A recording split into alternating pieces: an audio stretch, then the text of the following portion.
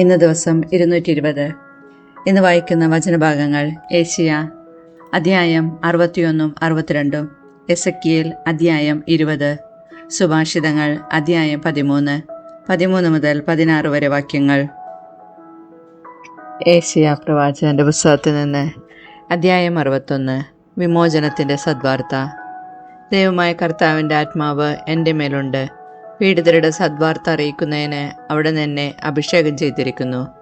ഹൃദയം തകർന്നവരെ ആശ്വസിപ്പിക്കാനും തടവുകാർക്ക് മോചനവും ബന്ധിതർക്ക് സ്വാതന്ത്ര്യവും പ്രഖ്യാപിക്കാനും കർത്താവിൻ്റെ കൃപാവത്സരവും നമ്മുടെ ദൈവത്തിൻ്റെ പ്രതികാര ദിനവും ആഘോഷിക്കാനും വിലപിക്കുന്നവർക്ക് സമാശ്വാസം നൽകാനും എന്നെ അയച്ചിരിക്കുന്നു. സിയോനിൽ വിലപിക്കുന്നവർ കർത്താവ് നട്ടുപിടിപ്പിച്ച നീതിയുടെ ഓക്കുമരങ്ങൾ എന്ന് വിളിക്കപ്പെടാനും അവിടുത്തെ മഹത്വം പ്രകീർത്തിക്കപ്പെടാനും വേണ്ടി അവർക്ക് വെണ്ണീറിന് പകരം പുഷ്പമാല്യവും വിലാപത്തിന് പകരം ആനന്ദത്തിൻ്റെ തൈലവും തളർന്ന മനസ്സിന് പകരം സ്തുതിയുടെ മേലങ്കിയും നൽകാൻ അവിടെ എന്നെ അയച്ചിരിക്കുന്നു. പണ്ട് നശിച്ചുപോയവ അവർ വീണ്ടും നിർമ്മിക്കും. പൂർവാവശിഷ്ടങ്ങൾ ഉദ്ധരിക്കും. നശിപ്പിക്കപ്പെട്ട നഗരങ്ങൾ പുനരുദ്ധരിക്കും. തലമുറകളായി ഉണ്ടായ വിനാശങ്ങൾ അവർ പരിഹരിക്കും. വിദേശികൾ നിങ്ങളുടെ ആട്ടിൻപറ്റങ്ങളെ മേയ്ക്കും. പരദേശികൾ നിങ്ങളുടെ ഉഴവുകാരും മുന്തിരി വെട്ടിയൊരുക്കുന്നവരുമാകും. കർത്താവിൻ്റെ പുരോഹിതരെന്ന് നിങ്ങൾ വിളിക്കപ്പെടും. നമ്മുടെ ദൈവത്തിൻ്റെ ശുശ്രൂഷകരെന്ന് നിങ്ങൾ അറിയപ്പെടും. ജനതകളുടെ സമ്പത്ത് നിങ്ങൾ അനുഭവിക്കും. അവരുടെ ധനം കൈവശപ്പെടുത്തി നിങ്ങൾ അഭിമാനിക്കും. ലജ്ജിതരായിരുന്നതിന് പകരം നിങ്ങൾക്ക് ഇരട്ടി ഓഹരി ലഭിക്കും. അവമതിക്ക് പകരം നിങ്ങൾ സന്തോഷിച്ചുല്ലസിക്കും. നിങ്ങളുടെ ദേശത്ത് ഇരട്ടി ഓഹരി നിങ്ങൾ കൈവശമാക്കും. നിങ്ങളുടെ ആനന്ദം നിത്യമായിരിക്കും. കാരണം കർത്താവായ ഞാൻ നീതി ഇഷ്ടപ്പെടുന്നു. കൊള്ളയും തിന്മയും ഞാൻ വെറുക്കുന്നു. വിശ്വസ്തയോടെ അവർക്ക് ഞാൻ പ്രതിഫലം നൽകും. അവരുമായി ഞാൻ നിത്യമായ ഒരു ഉടമ്പടി ഉണ്ടാക്കും. അവരുടെ പിൻതലമുറ ജനതകളുടെ ഇടയിൽ, സന്തതി രാജ്യങ്ങൾക്കിടയിലും അറിയപ്പെടും. കർത്താവിനാൽ അനുഗ്രഹീതമായ ജനമെന്ന് അവരെ കാണുന്നവർ ഏറ്റുപറയും. ഞാൻ കർത്താവിൽ അത്യധികം ആനന്ദിക്കും. എൻ്റെ ആത്മാവ് എൻ്റെ ദൈവത്തിൽ ആനന്ദം കൊള്ളും. വരൻ പുഷ്പമാല്യം അണിയുന്നത് പോലെയും വധു ആഭരണഭൂഷിതയാകുന്നത് പോലെയും അവിടെ തന്നെ രക്ഷയുടെ ഉടയാടകൾ ധരിപ്പിക്കുകയും നീതിയുടെ മേലങ്കി അണിയിക്കുകയും ചെയ്യും. മണ്ണിൽ മുളപൊട്ടി വരുന്നത് പോലെയും തോട്ടത്തിൽ വിത്ത് മുളയ്ക്കുന്നത് പോലെയും ജനതകളുടെ മുൻപിൽ നീതിയും സ്തുതിയും ഉയർന്നു വരാൻ കർത്താവ് ഇടയാക്കും. ഏശയ്യ പ്രവാചകന്റെ പുസ്തകത്തിൽ നിന്ന് അധ്യായം 62. സിയോന്റെ ന്യായം പ്രഭാതം പോലെയും ജെറുസലേമിൻ്റെ രക്ഷ ജ്വലിക്കുന്ന പന്തം പോലെയും പ്രകാശിക്കുന്നതുവരെ അവളെ പ്രതി ഞാൻ നിഷ്ക്രിയനോ നിശബ്ദനോ ആയിരിക്കുകയില്ല. ജനതകൾ നിന്റെ നീതീകരണവും രാജാക്കന്മാർ നിന്റെ മഹത്വവും ദർശിക്കും. കർത്താവ് വിളിക്കുന്ന ഒരു പുതിയ പേരിൽ നീ അറിയപ്പെടും. കർത്താവിൻ്റെ കയ്യിൽ നീ മനോഹരമായ ഒരു കിരീടമായിരിക്കും. നിന്റെ ദൈവത്തിൻ്റെ കരങ്ങളിൽ ഒരു രാജകീയ മകുടവും. പര്യക്തിയെന്ന് നീയോ വിജനമെന്ന് നിന്റെ ദേശമോ ഇനിമേൽ പറയപ്പെടുകയില്ല. എൻ്റെ സന്തോഷം എന്ന് നീയും വിവാഹിതയെന്ന് നിന്റെ ദേശവും വിളിക്കപ്പെടും. എന്തെന്നാൽ കർത്താവ് നിന്നിൽ ആനന്ദം കൊള്ളുന്നു. നിന്റെ ദേശം വിവാഹിതയാകും. യുവാവ് കന്യകയെന്ന പോലെ നിന്റെ പുനരുദ്ധാരകൻ നിന്നെ വിവാഹം ചെയ്യും. മണവാളൻ മണവാട്ടിയിലെന്ന പോലെ നിന്റെ ദൈവം നിന്നിൽ സന്തോഷിക്കും. ജെറുസലേമേ, നിന്റെ മതിലുകളിൽ ഞാൻ കാവൽക്കാരെ നിർത്തിയിരിക്കുന്നു. അവർ ഒരിക്കലും രാത്രിയോ പകലോ നിശബ്ദരായിരിക്കുകയില്ല. അവളുടെ ഓർമ്മ കർത്താവിൽ ഉണർത്തുന്നവരെ നിങ്ങൾ വിശ്രമിക്കരുത്. ജെറുസലേമിനെ സ്ഥാപിക്കുകയും അവളെ ഭൂമിയിൽ പ്രശംസാപാത്രമാക്കുകയും ചെയ്യുന്നതുവരെ അവിടത്തേക്ക് വിശ്രമം നൽകുകയും അരുത്. തൻ്റെ വലത്ത് കൈ ബലിഷ്ഠമായ ഭുജം ഉയർത്തി കർത്താവ് സത്യം ചെയ്തിരിക്കുന്നു. ഇനി നിന്റെ ധാന്യങ്ങൾ നിന്റെ ശത്രുക്കൾ ഭക്ഷണമായി ഞാൻ നൽകുകയില്ല. നീ അധ്വാനിച്ചുണ്ടാക്കിയ വീഞ്ഞ് വിദേശികൾ കുടിക്കുകയില്ല. സംഭരിക്കുന്നവർ തന്നെ അത് ഭക്ഷിച്ച് കർത്താവിനെ സ്തുതിക്കും. ശേഖരിക്കുന്നവർ തന്നെ അതെൻ്റെ വിശുദ്ധാങ്കണത്തിൽ വെച്ച് പാനം ചെയ്യും.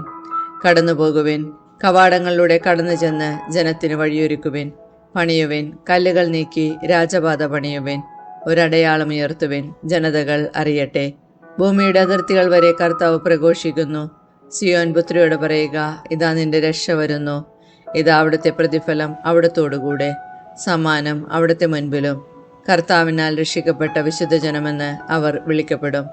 അന്വേഷിക്കപ്പെടുന്നവൾ അപര്യക്ത നഗരം എന്ന് നീ വിളിക്കപ്പെടും. എസെക്കിയേൽ പ്രവാചകന്റെ പുസ്തകത്തിൽ നിന്ന് അധ്യായം 20. ഇസ്രായേലിൻ്റെ അവിശ്വസ്തത. 7-ാം വർഷം 5-ാം മാസം 10-ാം ദിവസം ഇസ്രായേലിലെ ശ്രേഷ്ഠന്മാരിൽ ചിലർ കർത്താവിൻ്റെ ഹിതമാരായാൻ എൻ്റെ മുൻപിൽ വന്നു. കർത്താവ് എന്നോട് അരുളി ചെയ്തു, മനുഷ്യപുത്ര, നീ ഇസ്രായേൽ ശ്രേഷ്ഠന്മാരോട് പറയുക, ദൈവമായ കർത്താവ് അവരോട് അരുളി ചെയ്യുന്നു, എൻ്റെ ഹിതമാരായാനോ നിങ്ങൾ വന്നിരിക്കുന്നത്? ഞാനാണ്, എന്നിൽ നിന്ന് നിങ്ങൾക്ക് ഉത്തരം ലഭിക്കുകയില്ല. ദൈവമായ കർത്താവ് അരുളി ചെയ്യുന്നു, നീ അവരെ വിധിക്കുകയില്ലേ? മനുഷ്യപുത്ര, നീ അവരെ വിധിക്കുകയില്ലേ? അവരുടെ പിതാക്കന്മാരുടെ മ്ലേച്ഛതകൾ നീ അവരെ അറിയിക്കുക. നീ അവരോട് പറയുക, ദൈവമായ കർത്താവ് അരുളി ചെയ്യുന്നു, ഞാൻ ഇസ്രായേലിനെ തെരഞ്ഞെടുത്ത ദിവസം യാക്കോബ് ഭവനത്തിലെ സന്തതിയോട് ശപഥം ചെയ്തു. നിങ്ങളുടെ ദൈവമായ കർത്താവ് ഞാനാണ് എന്ന് ശപഥം ചെയ്തുകൊണ്ട് ഈജിപ്തിൽ വെച്ച് ഞാൻ അവർക്ക് എന്നെ വെളിപ്പെടുത്തി. ഞാൻ അവർക്കായി കണ്ടുവച്ചതും തേനും പാലും ഒഴുകുന്നതും എല്ലാ ദേശങ്ങളെയുംകാൾ ശ്രേഷ്ഠവുമായ ഈ ദേശത്തേക്ക് അവരെ ഈജിപ്തിൽ നിന്ന് കൊണ്ടുപോകുമെന്ന് അന്ന് ഞാൻ ശപഥം ചെയ്തു. ഞാൻ അവരോട് പറഞ്ഞു, നിങ്ങളുടെ കണ്ണുകളെ പ്രലോഭിപ്പിക്കുന്ന മ്ലേച്ഛ വസ്തുക്കൾ നിങ്ങൾ ഓരോരുത്തരും ദൂരെ എറിഞ്ഞു കളയണം. ഈജിപ്തിലെ വിഗ്രഹങ്ങൾ വഴി നിങ്ങളിൽ ആരും അശുദ്ധരാകരുത്. ഞാനാണ് നിങ്ങളുടെ ദൈവമായ കർത്താവ്. എന്നാൽ അവർ എന്നെ ധിക്കരിച്ചു. അവർ എൻ്റെ വാക്ക് കേൾക്കാൻ കൂട്ടാക്കിയില്ല. ആരും തങ്ങളുടെ കണ്ണുകളെ പ്രലോഭിപ്പിച്ചിരുന്ന മ്ലേച്ഛ വസ്തുക്കൾ ദൂരെ എറിഞ്ഞില്ല. ഈജിപ്തിലെ വിഗ്രഹങ്ങളെ അവർ ഉപേക്ഷിച്ചില്ല. ഈജിപ്തിൽ വച്ച് തന്നെ എൻ്റെ ക്രോധം അവരുടെ മേൽ ചൊരിയണമെന്നും എൻ്റെ കോപം അവരിൽ പ്രയോഗിച്ച് തീർക്കണമെന്നും ഞാൻ ചിന്തിച്ചു. എങ്കിലും ആരുടെ ഇടയിൽ അവർ കഴിഞ്ഞുകൂടിയോ? ആരുടെ മധ്യത്തിൽ വെച്ച് ഞാൻ അവരെ ഈജിപ്തിൽ നിന്ന് പുറത്തു കൊണ്ടുവരുമെന്ന് പറഞ്ഞ് എന്നെ തന്നെ വെളിപ്പെടുത്തിയോ? ആ ജനതയുടെ മുൻപിൽ എൻ്റെ നാമം അശുദ്ധമാകാതിരിക്കാനായി ഞാൻ പ്രവർത്തിച്ചു. അതുകൊണ്ട് ഞാൻ അവരെ ഈജിപ്തിൽ നിന്ന് പുറത്തു കൊണ്ടുവന്ന് മരുഭൂമിയിലെത്തിച്ചു. എൻ്റെ കൽപ്പനകൾ ഞാൻ അവർക്ക് നൽകുകയും എൻ്റെ പ്രമാണങ്ങൾ അവരെ അറിയിക്കുകയും ചെയ്തു. അവ അനുഷ്ഠിക്കുന്നവൻ ജീവിക്കും. തങ്ങളെ വിശുദ്ധീകരിക്കുന്ന കർത്താവ് ഞാനാണെന്ന് അവർ അറിയാൻ വേണ്ടി അവർക്കും എനിക്കുമിടയിൽ അടയാളമായി എൻ്റെ സമ്പത്തുകളും ഞാൻ അവർക്ക് നൽകി. എങ്കിലും ഇസ്രായേൽ ഭവനം മരുഭൂമിയിൽ വെച്ച് എന്നെ ധിക്കരിച്ചു. അവർ എൻ്റെ കൽപ്പനകൾ അനുസരിച്ചില്ല. ജീവിക്കേണ്ടതിന് മനുഷ്യർ പാലിക്കേണ്ട എൻ്റെ പ്രമാണങ്ങൾ അവർ ഉപേക്ഷിച്ചു. എൻ്റെ സാബത്തുകൾ അവർ അശുദ്ധമാക്കി. അവരെ പൂർണ്ണമായി നശിപ്പിക്കാൻ വേണ്ടി മരുഭൂമിയിൽ വച്ച് തന്നെ എൻ്റെ ക്രോധം അവരുടെ മേൽ ചൊരിയണമെന്ന് ഞാൻ വീണ്ടും ചിന്തിച്ചു. എന്നാൽ ഞാൻ അവരെ പുറത്തു കൊണ്ടുവരുന്നത് കണ്ട ജനതകളുടെ ദുഷ്ടതയിൽ എൻ്റെ നാമം അശുദ്ധമാകാതിരിക്കാനായി ഞാൻ പ്രവർത്തിച്ചു. ഞാൻ അവർക്ക് നൽകിയിരുന്നതും തേനും പാലും ഒഴുകുന്നതും എല്ലാ ദേശങ്ങളേക്കാൾ ശ്രേഷ്ഠവുമായ ദേശത്ത് അവരെ പ്രവേശിപ്പിക്കുകയില്ലെന്ന് മരുഭൂമിയിൽ വെച്ച് ഞാൻ അവരോട് ശപഥം ചെയ്തു. എന്തെന്നാൽ അവർ എൻ്റെ പ്രമാണങ്ങൾ നിരാകരിച്ചു. അവർ എൻ്റെ കൽപ്പനകൾ അനുസരിച്ചില്ല. എൻ്റെ സാബത്തുകൾ അവർ അശുദ്ധമാക്കി. അവരുടെ ഹൃദയം വിഗ്രഹങ്ങളുടെ പിന്നാലെ പോയി. എന്നിട്ടും ഞാൻ അവരെ കാരുണ്യപൂർവ്വം വീക്ഷിച്ചു. ഞാൻ അവരെ നശിപ്പിക്കുകയോ മരുഭൂമിയിൽ വെച്ച് അവരെ നിശേഷം സംഹരിക്കുകയോ ചെയ്തില്ല. മരുഭൂമിയിൽ വെച്ച് അവരുടെ സന്തതികളോട് ഞാൻ പറഞ്ഞു, നിങ്ങളുടെ പിതാക്കന്മാരുടെ കൽപ്പനകൾ അനുസരിച്ച് നടക്കുകയോ അവരുടെ പ്രമാണങ്ങൾ പാലിക്കുകയോ അരുത്. അവർ പൂജിച്ച വിഗ്രഹങ്ങൾ കൊണ്ട് നിങ്ങളെ തന്നെ അശുദ്ധമാക്കരുത്. ഞാനാണ് നിങ്ങളുടെ ദൈവമായ കർത്താവ്. എൻ്റെ കൽപ്പനകൾ അനുസരിക്കുകയും എൻ്റെ പ്രമാണങ്ങൾ ശ്രദ്ധയോടെ പാലിക്കുകയും ചെയ്യുക. നിങ്ങളുടെ ദൈവമായ കർത്താവ് ഞാനാണ് എന്ന് നിങ്ങൾ ഗ്രഹിക്കാൻ വേണ്ടി നിങ്ങൾക്കും എനിക്കുമിടയിൽ ഒരടയാളമായി എൻ്റെ സാബത്തുകൾ നിങ്ങൾ വിശുദ്ധമായി ആചരിക്കുക. എന്നാൽ അവരുടെ മക്കളും എന്നെ ധിക്കരിച്ചു. അവർ എൻ്റെ കൽപ്പനകൾ അനുസരിച്ചില്ല. ജീവിക്കേണ്ടതിന് മനുഷ്യൻ പാലിക്കേണ്ട എൻ്റെ പ്രമാണങ്ങൾ പാലിക്കുന്നതിൽ അവർ ശ്രദ്ധ വച്ചില്ല. അവർ എൻ്റെ സാബത്തുകൾ അശുദ്ധമാക്കി. മരുഭൂമിയിൽ വച്ച് തന്നെ എൻ്റെ ക്രോധം അവരുടെ മേൽ ചൊരിയണമെന്നും അവരുടെ മേൽ എൻ്റെ കോപം പ്രയോഗിച്ച് തീർക്കണമെന്നും ഞാൻ വിചാരിച്ചു. എന്നിട്ടും ഞാൻ കരമുയർത്തിയില്ല. ഞാൻ അവരെ പുറത്തു കൊണ്ടുവരുന്നത് കണ്ട ജനതകളുടെ ദൃഷ്ടിയിൽ എൻ്റെ നാമം അശുദ്ധമാകാതിരിക്കാൻ വേണ്ടി ഞാൻ പ്രവർത്തിച്ചു. അവരെ ജനതകളുടെയും രാജ്യങ്ങളുടെയും ഇടയിൽ ചിതറിച്ചു കളയുമെന്നും മരുഭൂമിയിൽ വെച്ച് അവരോട് ഞാൻ ശപഥം ചെയ്തു. എന്തെന്നാൽ അവർ എൻ്റെ പ്രമാണങ്ങൾ പാലിച്ചില്ല. അവർ എൻ്റെ കൽപ്പനകൾ നിരാകരിക്കുകയും എൻ്റെ സാബത്തുകൾ അശുദ്ധമാക്കുകയും ചെയ്തു. അവർ തങ്ങളുടെ പിതാക്കന്മാർ പൂജിച്ചിരുന്ന വിഗ്രഹങ്ങളിൽ കണ്ണുറപ്പിച്ചിരുന്നു. തന്മൂലം ഞാൻ അവർക്ക് ദോഷകരമായ കൽപ്പനകളും ജീവൻ നേടാനുതകാത്ത പ്രമാണങ്ങളും നൽകി. അവരുടെ ആദ്യജാതരെ ദഹനബലിയായി അർപ്പിക്കാൻ ഇടയാക്കിയത് വഴി ഞാൻ അവരെ അശുദ്ധരാക്കി. അവരെ ഭയപ്പെടുത്തുന്നതിനും അങ്ങനെ ഞാൻ തന്നെയാണ് കർത്താവെന്ന് അവർ അറിയുന്നതിനും വേണ്ടിയായിരുന്നു അത്. മനുഷ്യപുത്ര, ഇസ്രായേൽ ഭവനത്തോട് പറയുക, കർത്താവ് അരുളി ചെയ്യുന്നു, നിങ്ങളുടെ പിതാക്കന്മാർ അവിശ്വസ്തരായി പെരുമാറിക്കൊണ്ട് എന്നെ വീണ്ടും നിന്ദിക്കുകയായിരുന്നു. ഞാൻ അവർക്ക് കൊടുക്കാമെന്ന് ശപഥം ചെയ്തിരുന്ന ദേശത്തേക്ക് അവരെ കൊണ്ടുവന്നപ്പോൾ ഉയർന്ന മലയും തഴച്ച മരവും കണ്ടിടത്തെല്ലാം അവർ ബലിയർപ്പിച്ചു. അവരുടെ ബലി എന്നെ പ്രകോപിപ്പിച്ചു.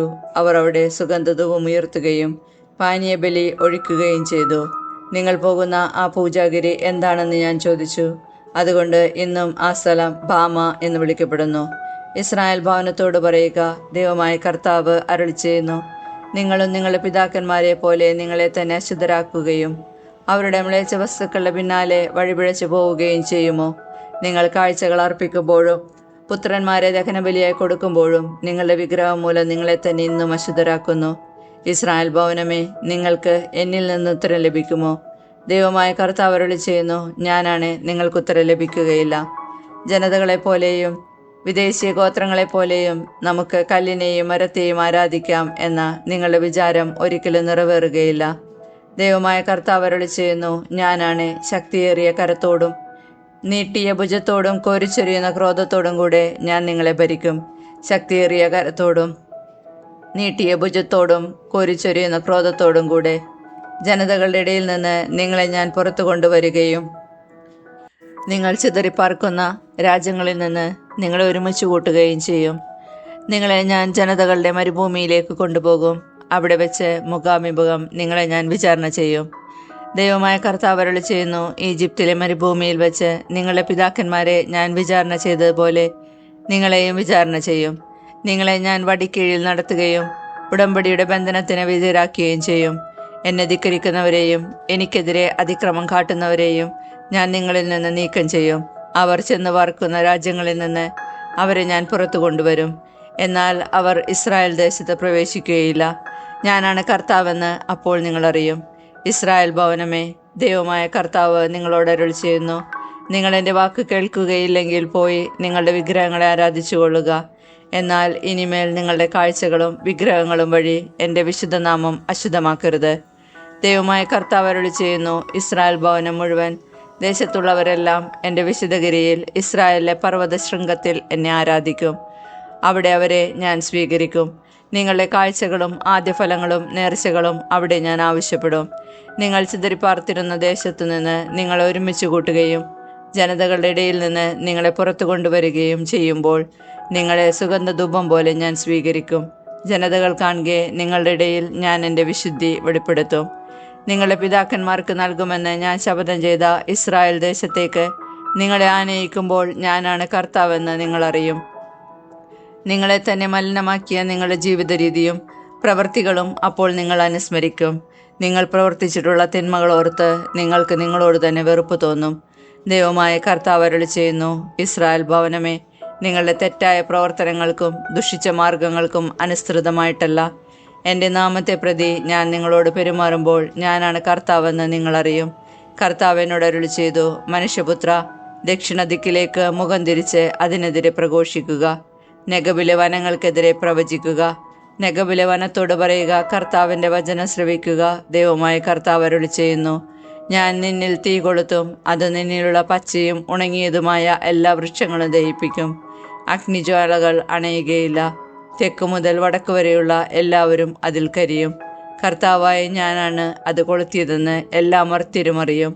അത് അണയുകയില്ല. അപ്പോൾ ഞാൻ പറഞ്ഞു, ദൈവമായ കർത്താവേ, അവൻ കടങ്കഥക്കാരനല്ലേ എന്ന് അവർ എന്നെക്കുറിച്ച് പറയുന്നു. സുഭാഷിതങ്ങൾ അധ്യായം 13 മുതൽ 16 വരെ വാക്യങ്ങൾ. ഉപദേശം നിന്ദിക്കുന്നവൻ തനിക്ക് തന്നെ നാശം വരുത്തി വയ്ക്കുന്നു. കൽപ്പന ആദരിക്കുന്നവന് പ്രതിഫലം ലഭിക്കും. ജ്ഞാനിയുടെ ഉപദേശം ജീവന്റെ ഉറവയാണ്. മരണത്തിൻ്റെ കെണികളിൽ നിന്ന് ഒഴിഞ്ഞു മാറാൻ അത് സഹായിക്കുന്നു. സദ്ബുദ്ധി പ്രീതി ജനിപ്പിക്കുന്നു. അവിശ്വസ്തരുടെ മാർഗം അവർക്ക് നാശം വരുത്തുന്നു. വിവേകി എന്തും ആലോചനയോടെ ചെയ്യുന്നു. ഭോഷനാകട്ടെ തൻ്റെ ഭോഷത്വം തുറന്നു കാട്ടുന്നു.